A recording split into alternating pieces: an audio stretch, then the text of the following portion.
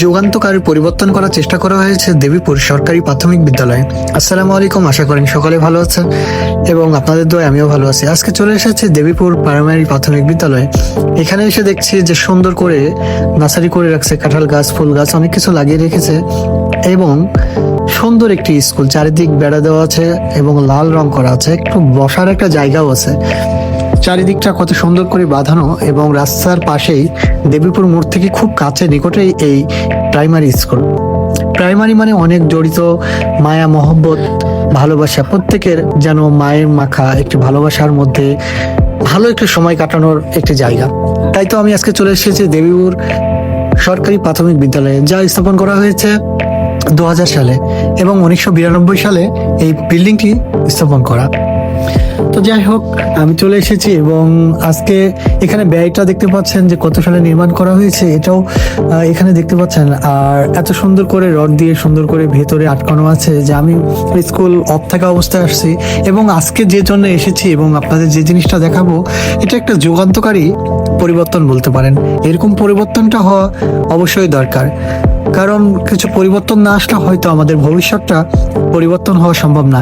SK এর সাহায্যে এই পরিবর্তনটা হয়েছে। এটা এই জায়গাটা দেখতে পাচ্ছেন, এটা হলো দেবীপুর স্কুলের উপরের ছাদের উপরের অংশ। এটা হলো মোটর দিয়ে পানি তোলা ট্রাঙ্কি এবং উপরে ছাদ, যেখানে বাঁশ যুক্ত অনেক ছায়াযুক্ত একটি স্কুল। বাঁশ থাকায় অনেক ময়লা হয়ে পড়ে আছে, কিন্তু যে পাইপটা দেখতে পাচ্ছেন এটাই হলো যুগান্তকারী পরিবর্তনের মূল জিনিস। এই পাইপগুলো দিয়ে এই ছাদ থেকে যে পানি আকাশের পানি যেগুলো পড়ে, এই ছাদ দিয়ে এই পাইপ দিয়ে নিচে নেমে এই বড় এই ড্রামটা দেখতে পাচ্ছেন যে এই বড় একটা ড্রাম, এই ড্রামের মধ্যে পানি ফিল্টার করা হয়। আর এই পানি ফিল্টার হওয়ার পর পাশে যেই টাঙ্কিটা দেখতে পাচ্ছেন, এই টাঙ্কিটা পানি খাওয়ার উপযোগী হয়ে ওঠে। যে ফিল্টার পানিটা খাইলে আপনি বুঝতে পারবেন যে কত সুন্দর হয়ে থাকে এই পানি। ফিল্টার পানি মানুষ খাইলেই বুঝতে পারে যে এটা কত সুন্দর পানি। তাই তো আমরা না দেরি করে এই পানিটা দেখলাম, খেয়ে দেখলাম যে কেমন। এখানে পাশে টয়লেট, আর এই 3টা মোটরের যে পানি, ডাইরেক্ট পানি এই মোটর থেকে এই পানি।